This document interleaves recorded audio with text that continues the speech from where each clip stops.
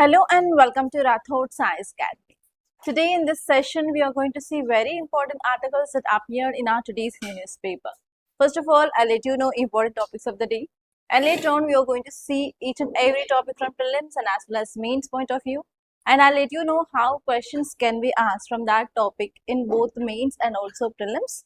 And at last, I'll be giving you prelims practice questions so that you can understand how questions can be framed from that topics. Okay, online students, please do watch until last so that you'll get lots of insights regarding this current affairs. The first topic it is about core sectors performance. Core sectors grow at 5-month high of 5%. So this article is about core sector growth and it is important from your economy point of view. And there is one update that you have to add to your notes related to the number of core sectors.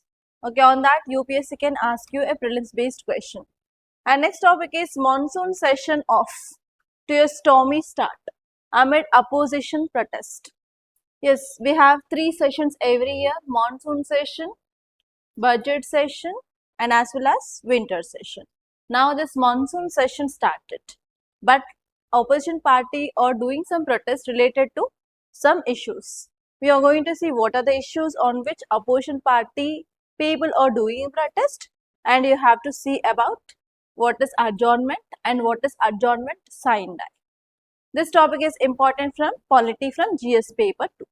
And next topic is government introduces bill in Lok Sabha to raise strength of judges in Supreme Court to 38. Recently our president issued an ordinance to increase the number of judges of Supreme Court. And now houses are in session. So obviously we have to follow that process of passing of that ordinance in the parliament, right? So here you have to see about what is this ordinance and whatever you have studied in your classes. Now let us see whether it is implemented at the ground level or not. So in that way, after once you read your static syllabus, try to see whether it is happening on the ground level or not, especially related to polity things. Here you have to see about ordinance. And on this ordinance, you may get a question in 2027 prelims case. You have to be very careful. And this topic is important from polity from GS paper 2. And next topic is India approves first dengue vaccine for persons aged 4 to 60. Recently we discussed one current affairs related to dengue vaccine. And now again this dengue vaccine is in news. You have to know what is the name of that vaccine and what is that type of vaccine. Okay, on that UPSC can ask you a prelims based question from science and technology from GS paper 3. And next topic is press and play. It is about FIFA World Cup. From 2024 onwards, every year UPSC is asking at least 2 questions related to sports. This time this FIFA World Cup is there in news. And recently, which country won this FIFA World Cup? Spain. You may get a question on that FIFA World Cup. And next topic is reclaiming footpaths, taking cities back from cars. This article is talking about recent Supreme Court judgment. What is the recent Supreme Court judgment related to footpaths? A right to walk on footpaths is a fundamental right. So again, there is one article which is talking about that. Okay, and this is important from your governance from GS paper 2. And next topic is why inflation is rising in India. This topic it is about inflation, and this article talks about exactly what are the reasons why there is retail inflation in our country, which is part of your GS paper 3 under economy. Okay, read out the title, guys. Core sectors grow at 5-month high of 5%. What is the meaning of this article title? There is growth in core sector. And now if you compare from last 5 months, so this month there is recorded growth in this core sector. So what you have to see? You have to see about this core sectors. And next what you have to see, what are the reasons why there is increased growth in this core sectors. And next you have to say about what is the impact of good performance of this core sectors for our Indian economy. So these are the 3 areas that you have to focus. On this UPSC can ask a prelims based question or mains based. If UPSC wants to ask a prelims based question, it can ask in this way. Consider the following. It may give you 4 to 5 sectors and it may ask you like identify which of the above are core sector. It was a question which asked in 2016. And this kind of format of questions can be repeated. And here there is one important addition. So till now we discussed how many are there in this core sector? 8. And now we have +1. Now onwards we have 9 industries as part of this core sectors. You have to add this. Okay. So what are those 8?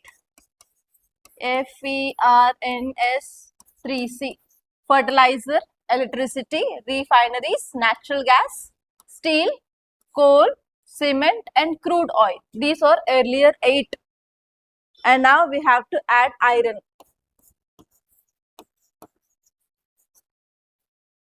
Okay, now these 9 will form our core sector. On this UPSC can ask you a question, guys, for sure. Okay, recently we saw update of this calculation of performance of core sector. What is the index that we'll use for the performance of this core sector? IIP. What is the full form? Index of Industrial Production. Recently we changed the base year. What is the new base year now? 2022 to 2023 is the new base year, right? So along with this change of base year, now one more update is we added iron to this 8 core sector and now it is 9. Now UPSC, if it gives a question, it can give in this way. Consider the following sectors. In that it may give you 4 to 5. In that now iron will be there for sure. And it will ask you to identify correct, okay, or incorrect. In that way UPSC can ask you a question. And if it is giving question statement based, like consider the following statements regarding core sector in India. Under that one statement will be including of iron. Now there are 9 core industries as part of this core sector, and second statement will be based on base year, because in 2026 there was no question based on base year that we expected. If not in 2026, they may give it 2027. You have to remember these 2 areas and you have to keep star mark. One is base year and next one is iron is included in that. Okay, so these are the 2 prelims areas that you have to focus. Okay, now let us see in detail. And here there is no need of remembering these numbers like 5%, 4%. Why? Because every month we'll get this data and every month the data will be like fluctuating. But what you have to remember is in the year in which you are going to write mains. After prelims, you will be having 3 months of time to prepare for your mains. At that time, you have to refer economic survey of that year and you have to write down the data given in economic survey and you have to use that in your answers. As of now, there is no need to remembering this data of 5%, 4.3%, whatever the economic concept related data if you are getting, don't remember that data. Only after your prelims, sit for 2 to 3 days and take out the economic survey and just jot down all the data which is relevant from mains point of view and try to mug up that data and you have to reproduce that data in your mains. Clear? But don't remember all these unnecessary data from now. It won't be helpful for you guys. Just try to understand the concept. Okay? Now let us see here. Article is saying that India's core sector grew by 5% in the month of June 2026. Okay. And if you see, they are saying that Ministry of Commerce and Industry released new series of index of core industries with an updated base year. What is the updated base year? 2022 to 2023. Earlier it was 2011 to 2012. They changed it to 2023 to 2023. And next one here is the updated index with one additional sector. What is that additional sector? Iron ore to it. From now onwards, in core sectors, we don't have 8. Now we have 9 sectors. Very important. Remember this iron ore. Add Fern 3C plus iron. Okay, now let us see the positive growth is seen in which sectors. In this month's indicators. So here iron ore is showing around 43.9% growth, electricity 9.8% growth, cement 9.8, steel 4.6, coal 1.4. Overall, you have to remember in iron ore, in electricity, in cement and steel and as well as in coal, we have positive performance. but the negative growth is seen in natural gas, crude oil, refineries and fertilizer. So why there is negative growth here? Natural gas, crude oil and refinery because of West Asian conflict. From this West Asia, we are getting this crude oil on which our crude oil is dependent, natural gas is dependent and refinery products are dependent. And even because of this West Asian crisis, the closure of Strait of Hormuz. Because of that, we are not getting this fertilizer on time. Because of these 4 sectors are showing negative growth, but remaining they are showing positive growth in our economy. Clear? And now let us see what is the impact. Now tell me guys, what is the impact of the positive growth of these sectors? Okay, it will contribute to our GDP because industrial sector will be obviously contributing a lot for our GDP. Next, more production, more employment. Next, okay, reduce dependency on import of this, at least with which we are having positive growth. Next, okay, so if there is any positive growth or if the growth is high, obviously it is a sign of good momentum, good pace of production in our country. And this one is, here we have strong cement and electricity output. Means we can say there is sustained construction activities and as well as infrastructure development in our country. And this one is, we are creating employment. And next one here is, we can say that there is domestic demand in our economy despite of global uncertainties. And obviously it will boost confidence in infrastructure led growth. So that obviously it will lead to increased economy of our country. So these are the impacts of this positive growth in this IIP. Now let us see next article. See this guys. Monsoon session off to a stormy start amid opposition protest. Okay, whenever these sessions of the houses will go on, most of the articles in your newspaper will be based on the debates and discussions which happens in these houses. Only you have to take out the articles which are relevant to your syllabus. Don't read unnecessary all articles related to this sessions of Parliament. Okay. So now my question is, how many sessions will be conducted in our Parliament? 3 sessions. What are those 3 sessions? Budget session, monsoon session and winter session. Which session is like big and lengthy? Budget session is big. Okay. So when this budget session starts? When it starts? End of the year. Very good. Sessions. Remember this mnemonic, BMW. You know this car, right? Budget session, monsoon session and winter session, BMW. Fast jate nahi. FJN. F is February. Normal in the month of February, 1st of February, this budget session will start. And it is for how many months? Remember this, 432. February, March, April till May. And next one is July, August, September. Next one is November and December will be a winter session.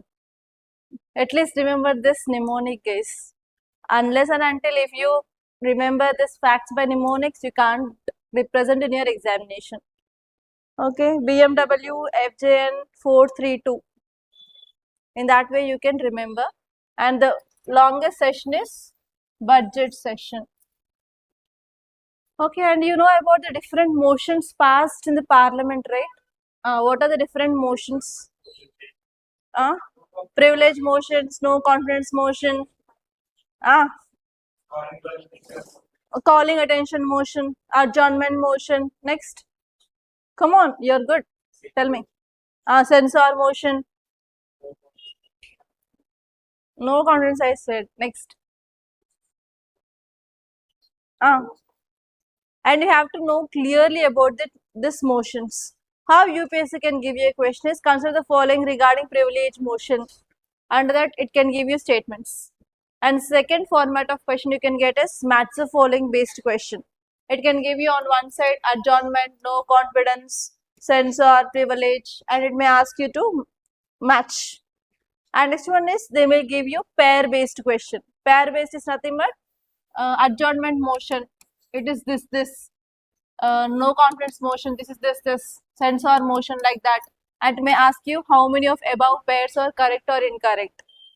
Okay, like that you can get different formats of questions related to this motion. It is very important.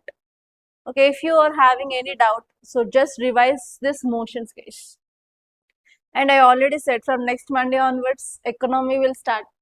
Morning to afternoon, there will be a tight schedule. If governance is not completed in this week, obviously you'll be having afternoon session classes for governance till that is done.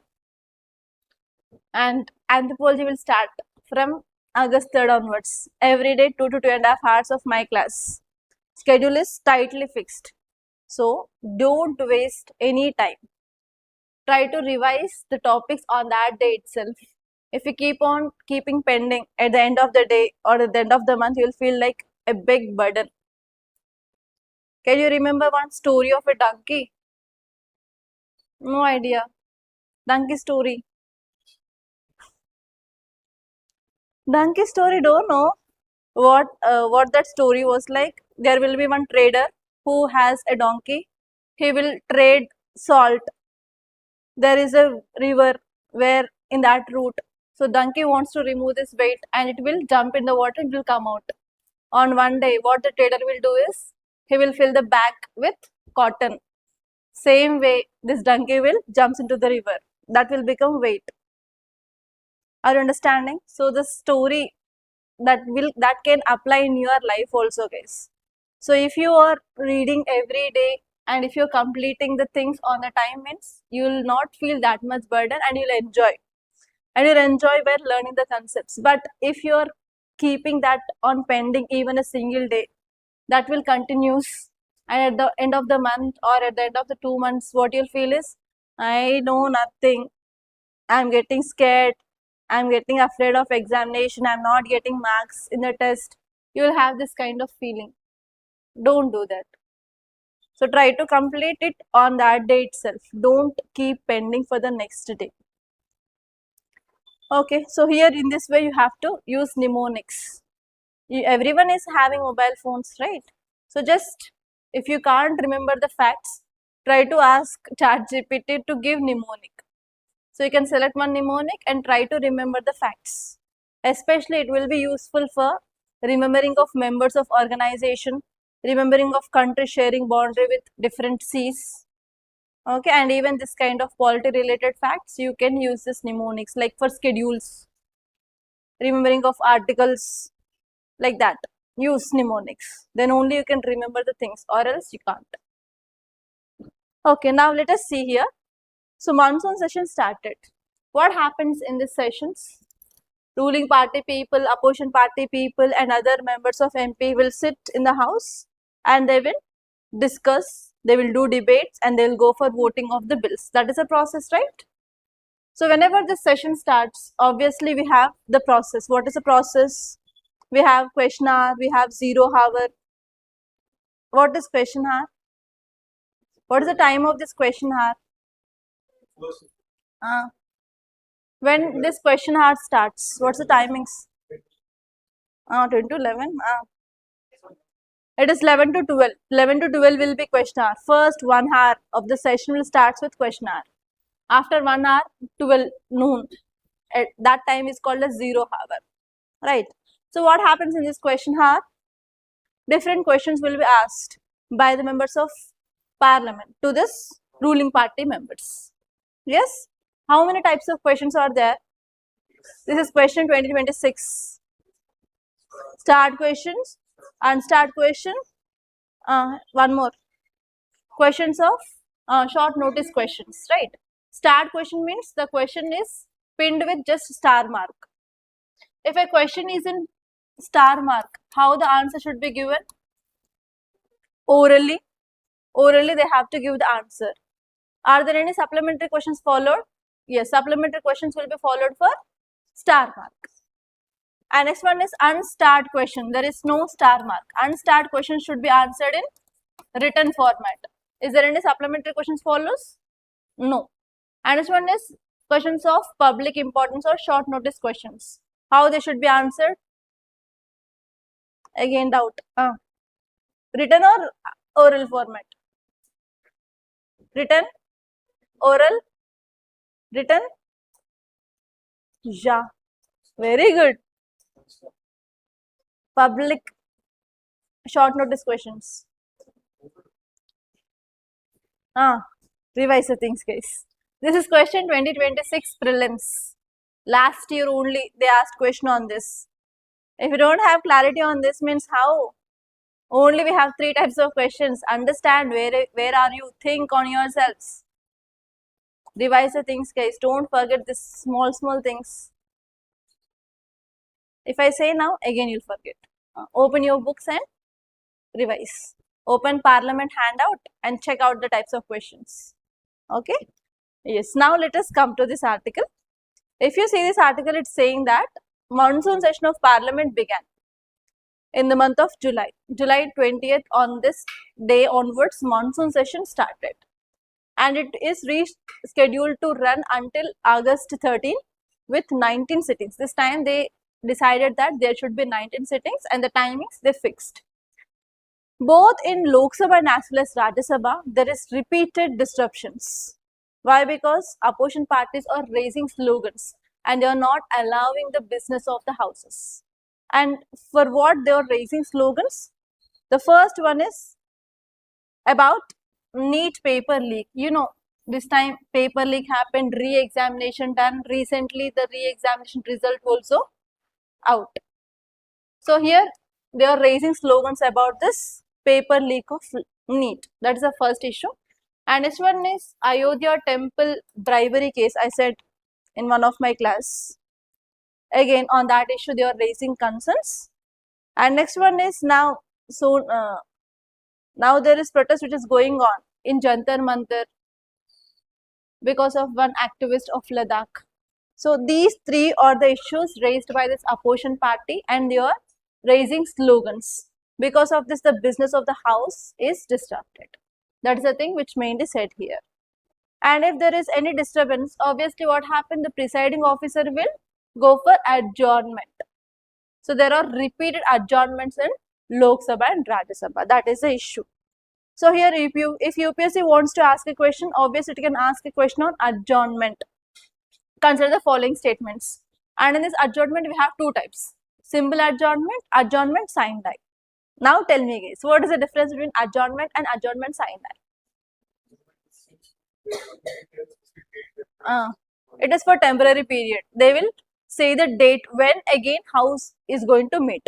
Adjournment signed die is indefinite period. They will not mention any date when again the house will meet. Okay. So they may give you 2 statements in this way, like consider the following statements. One statement is about adjournment. Next one is about adjournment signed die. So whenever they are giving 2 statements about 2 concepts, what they'll do? Flip flap. They'll give adjournment signed die related explanation to adjournment, adjournment related explanation to adjournment signed die. And you have to identify whether it is right or wrong. Clear? Okay, and who has the power to adjourn the house? Speaker for Lok Sabha and chairman for Rajya Sabha. And you have to remember that person. Okay, now let us see next article. See this case. Government introduces bill in Lok Sabha to raise strength of judges in SC to 38.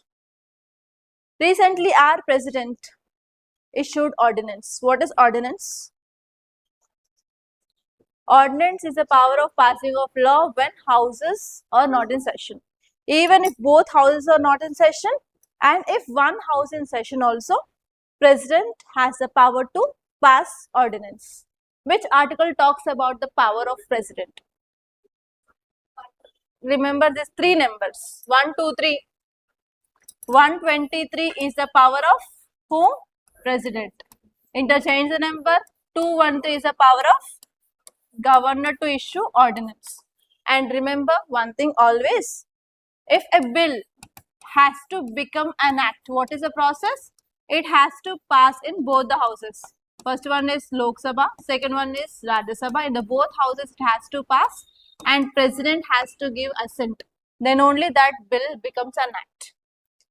If in case two houses are not in session, if there is any matter of urgent public importance, if you want to pass a law, this power will be used by president and issue ordinance.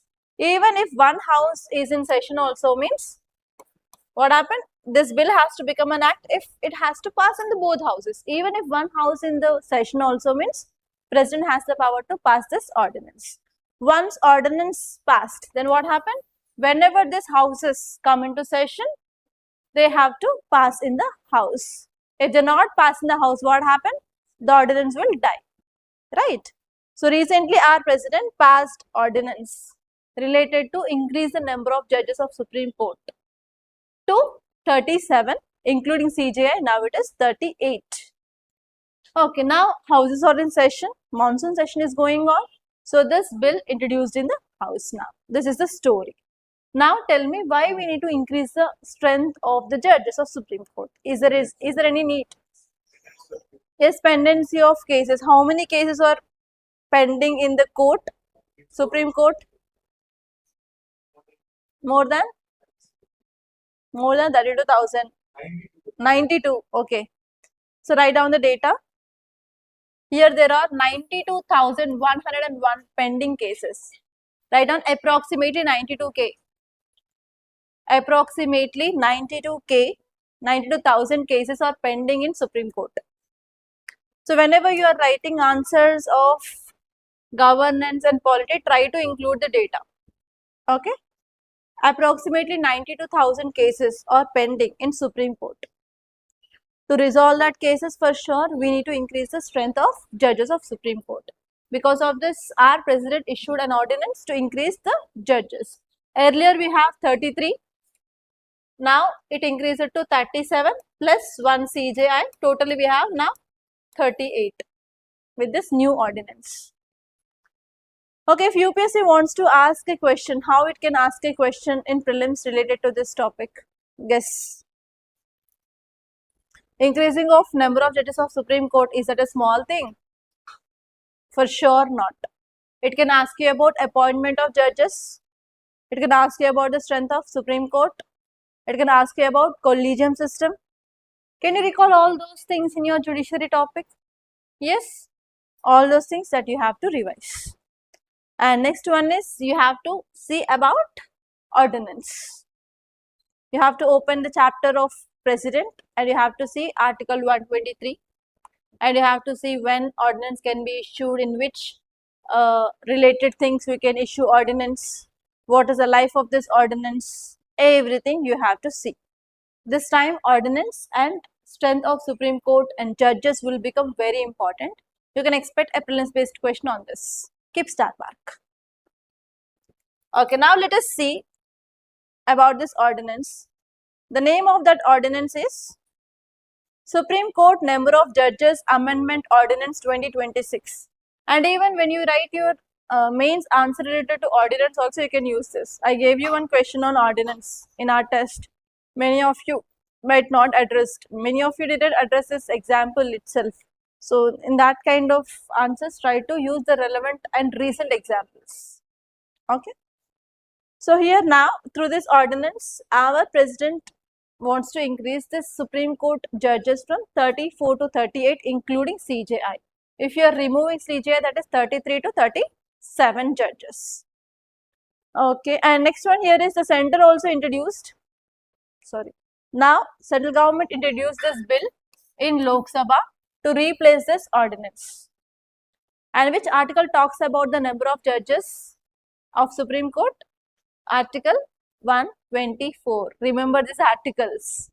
Article 124 of the Constitution, which gives the power to prescribe the number of Supreme Court judges. And who will decide this number of Supreme Court judges? Parliament by law. Okay. Parliament by law will decide the number of judges of Supreme Court. And if you see in our original constitution, what was the strength of Supreme Court? Just 7. But later on, we increased it to 31 in 2009, 34 in 2019, and in 2026 through ordinance, we increased it to 38. That is the power vested with Parliament. to increase or decrease the number of judges of Supreme Court. You have to remember this. On this, UPSC can frame your statement. Okay, now let us see about ordinance. Article 123 of our constitution grants the power to the president to issue law whenever these two sessions which are not in session, or else like if one house is in session, now the president can use the power under article 123.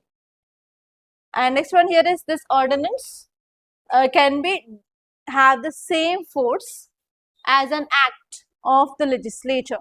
And next one here is it has to be ratified by Parliament within 6 weeks. And what is the maximum lifespan of this ordinance? 6 months, 6 weeks. Why 6 months, 6 weeks? In our constitution it says that houses should meet within 6 months. After once houses is in session, within 6 weeks they have to pass this. So because of this, the lifespan of ordinance is 6 months, 6 weeks. Okay. Next question, next article, see here. India approves first dengue vaccine for persons aged 4 to 60. What we discussed in the recent classes about dengue vaccine? Recall. Regarding dengue vaccine only. Tell me, what we discussed?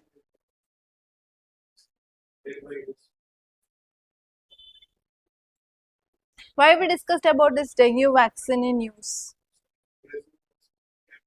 Brazil? Yes. So here Brazil came up with giving of dengue related vaccine, and that led to increased mortality in Brazil. At that time there was a question. Brazil vaccine and Indian vaccine is of same process of preparation and same thing we used in that vaccine. If it is causing mortality in Brazil, if India launches that vaccine, can it cause mortality in India or not? That is a question raised by lots of people, and that is the one cause of concern related to this dengue vaccine. Despite of all, finally our government approved dengue vaccine, and this can be given from 4 years children till 60 years age old people. Okay, now let us see this, and you have to make a note of this, guys. So now DCGI full form is Drugs Controller General of India granted authorization to so and so pharmaceutical company to market this dengue vaccine. Name here, please make a note. Qdenga. Qdenga is dengue vaccine in India.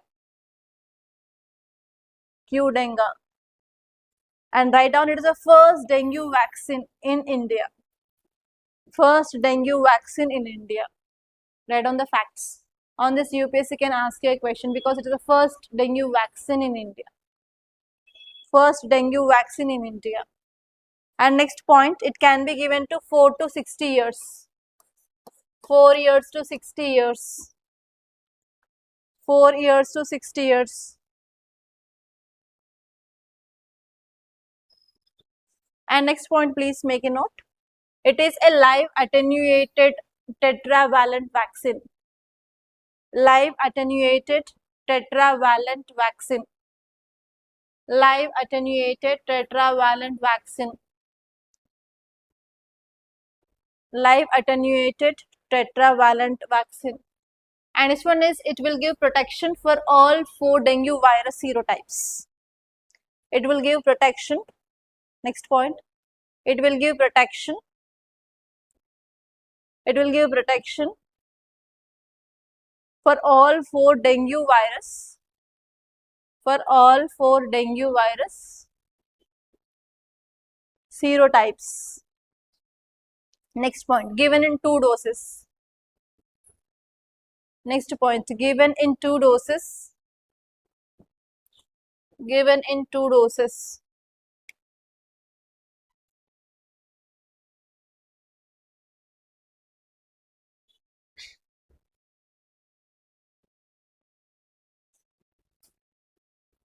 Okay, UPSC can give you a question in this way.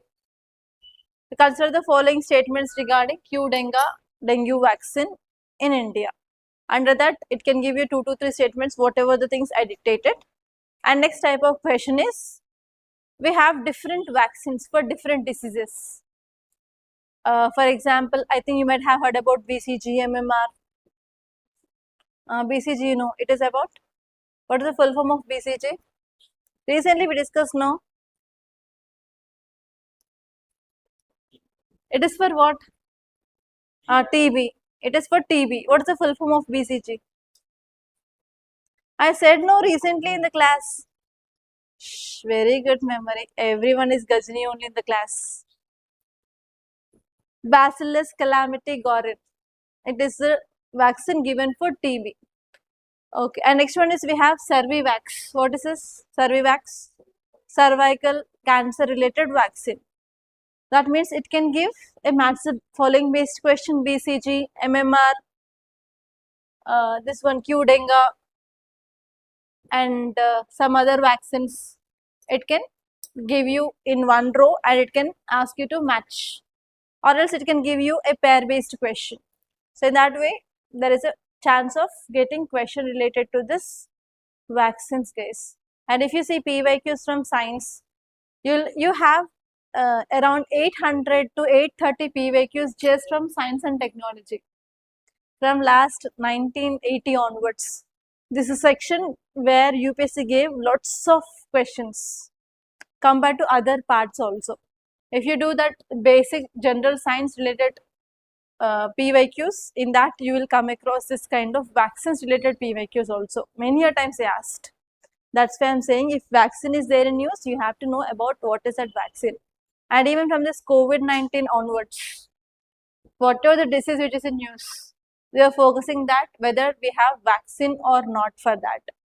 Why? Because it may also cause another pandemic if there is no vaccine for that, right?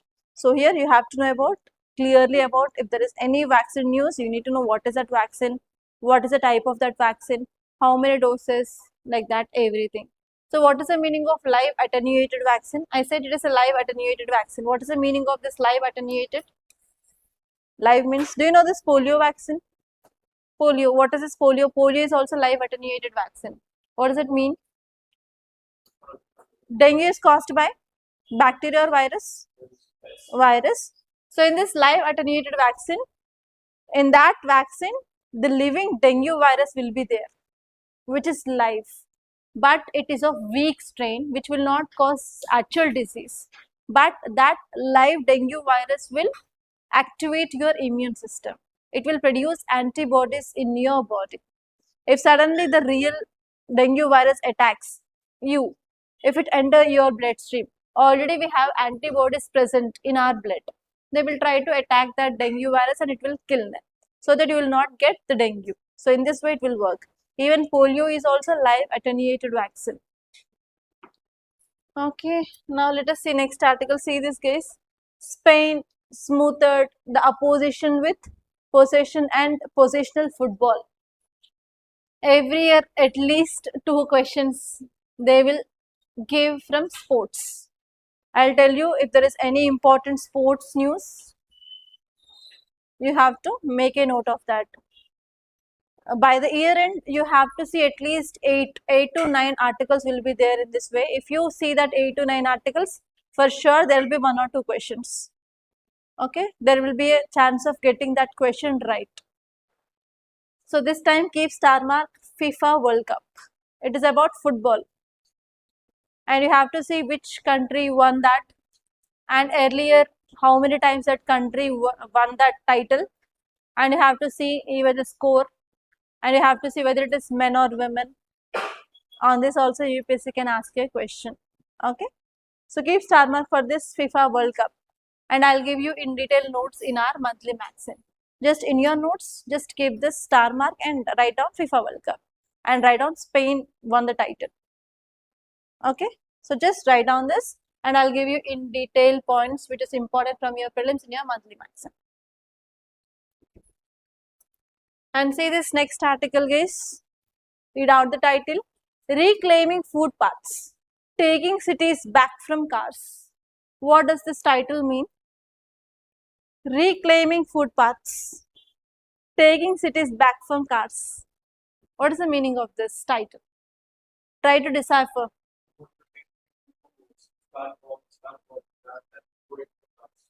Start walking rather than going by cars. Okay, to some extent accepted. Any other ideas? Online students, you can do it. Tell me, guys. Come on. Stop walking. Stop walking or start walking? Start walking. Next.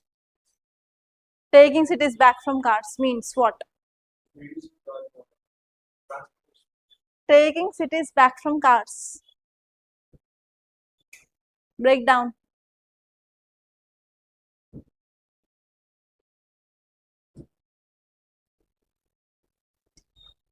Okay. So do you know the recent judgment of Supreme Court? In 2026 June, Supreme Court of India gave a constitutional language to this daily indignity. The famous case is Maniyar Ilyas Sheikh Riaz versus P. Ayyappan case. Supreme Court said that walking on demarcated footpaths is a fundamental constitutional right under Article 19(1)(d) and Article 21 of Indian Constitution. Is fundamental right started? Yes. Which rights completed in yesterday's class? Till 15. Till 15 completed. Okay. I think today in your class, sir will be explaining about this judgment.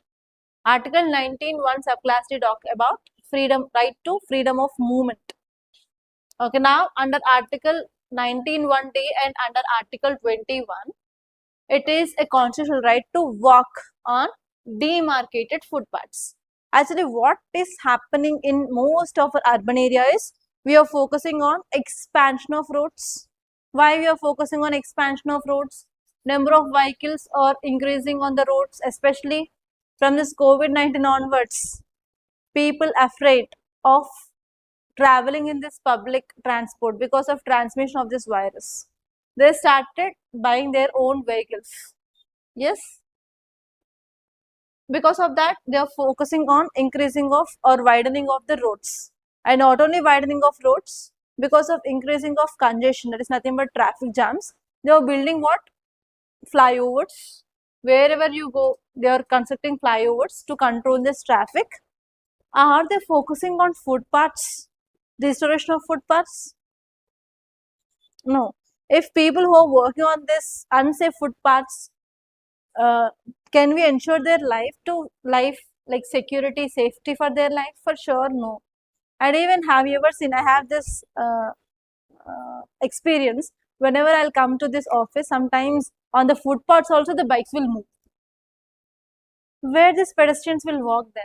If we are occupying that footpath area also, the footpath is meant for the place for the walking of these pedestrians. Even these vehicles, especially two-wheelers, they are occupying that space also. They will step down, they will lift their vehicle, they'll keep that on footpath and they'll go.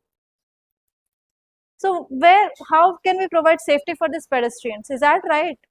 No. So because of this article is giving certain way forward and it is interlinking this Supreme Court judgment and what exactly we have to do for the protection of pedestrians. Okay, now let us see this article. This article is saying that Indian cities have prioritized motorized vehicles over pedestrians for decades. From decades onwards, our government is focusing on motor vehicles but neglected footpaths. Because of this, now pedestrians are forced onto roads. They are having high safety risk, and even cars are parked on these areas, and even small vendors, they will have their own small vehicles and they are using these footpaths for selling of their products.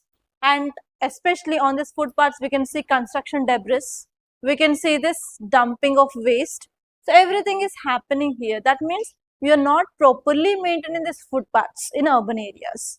And recently Supreme Court also said that it is a fundamental right, it is a constitutional right under Article 21 and as well as Article 19(1) subclass D.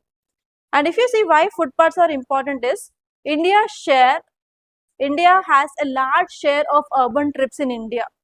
Normally in urban areas, if you want to move, we'll go with a very short distance.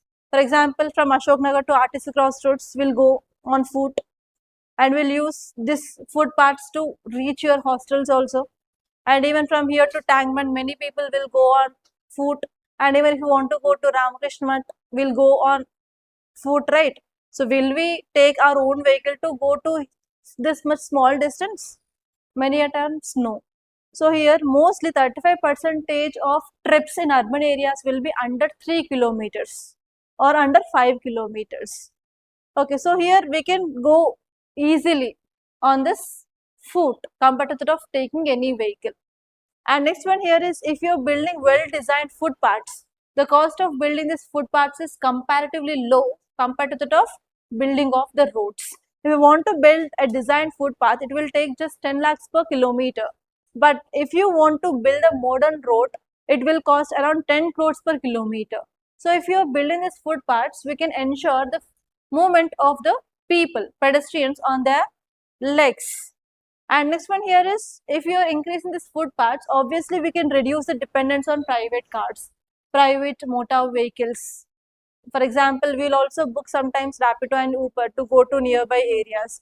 So if you are having the good footpaths, obviously what happen?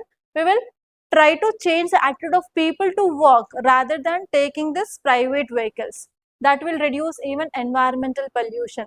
And even nowadays, the people are not having the physical exercise. If you're developing that kind of footpaths, we can also ensure that people will do some work at least 10 minutes per a day. That will increase physical exercise so that we can reduce the burden of non-communicable disease in the people who are staying in urban areas. So that is why we need these footpaths. And what are the benefits of reclaiming these footpaths is, first one is decongestion. So normally whenever we want to go for short trips, we can use our own cycles or our own legs so that we can reach our place, so that we can reduce the road traffic. And next one is, we can increase the commercial activity and productivity around this marketplace also. And next one is, we can improve the health and environment. And we can also ensure the safety of the people by developing or reclaiming these footpaths in these urban areas.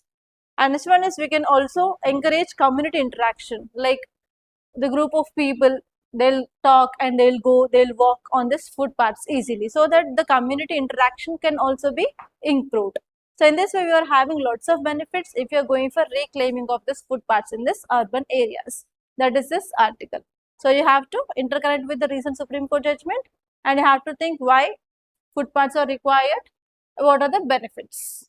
Okay, so in this way, you have to think about this article, guys. And now let us see the next article. See the title, why inflation is rising in India. Now tell me, what is the meaning of inflation? Increased prices of goods and services in the market is called as inflation. What are the reasons why there is increased inflation? Okay, if you see about this manufactured goods depend on what? Manufactured goods prices will be depend on the raw material, right? If the raw material is increased, there will be increased price of that manufactured good. I'll give you a small example. Everyone know the bread, right? What is the bread packet price now?